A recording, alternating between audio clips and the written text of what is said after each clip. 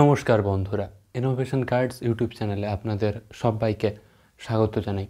গপ্প মিনিট থেকে এই শনিবার মানিক বন্দ্যোপাধ্যায়ের অনবদ্য একটা ছোট গল্প প্রাগৈতিহাসিক আসছে। এই গল্পে প্রধান চরিত্রে রয়েছে ভিখু। সেই চরিত্রে অভিনয় করতে চলেছে অনুজয় চট্টোপাধ্যায়।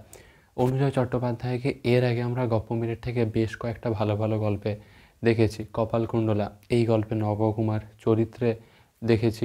সম্প্রতি পথের দাবি সেই গল্পেও একটা অন্যতম চরিত্রে আমরা অনুজয় চট্টোপাধ্যায়কে দেখেছি। অনুজয় চট্টোপাধ্যায়ের প্রধান পজিটিভ হলো তার ভয়েস, ওয়েট, ভীষণ রকমের একটা ভয়েসের মধ্যে ওয়েট রয়েছে এবং যে চরিত্রের মধ্যে একটা দৃঢ়তা ভীষণ রকমভাবে থাকে সেই চরিত্রে খুব ভালোভাবেই অভিনয় করতে পারে। ভিখু এই চরিত্রটা ভীষণ রকম একটা রাগী চরিত্র, আর যেহেতু মানিক বন্দ্যোপাধ্যায়ের লেখা, তো স্বাভাবিকভাবেই সেখানে গল্পের যে ন্যারেশন রয়েছে এবং যে লেখা, সেই লেখনের মধ্যে প্রগাঢ়তা আমরা ভীষণ রকমভাবে পাই।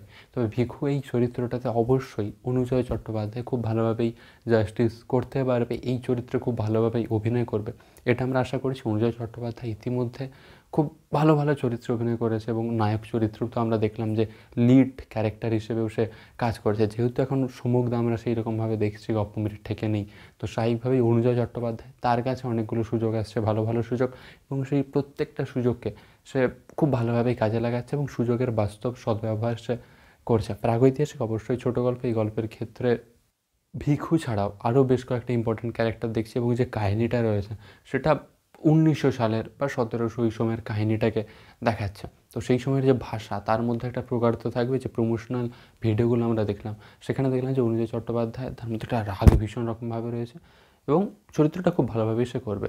ইনোভেশন কার্ডস ইউটিউব চ্যানেলটাকে সাবস্ক্রাইব করে বেল বাটন প্রেস করে পাশে থাকুন এরকমই গপ্প মিনিট থেকে সমস্ত লেটেস্ট আপডেটগুলো সবার আগে পাওয়ার জন্যে।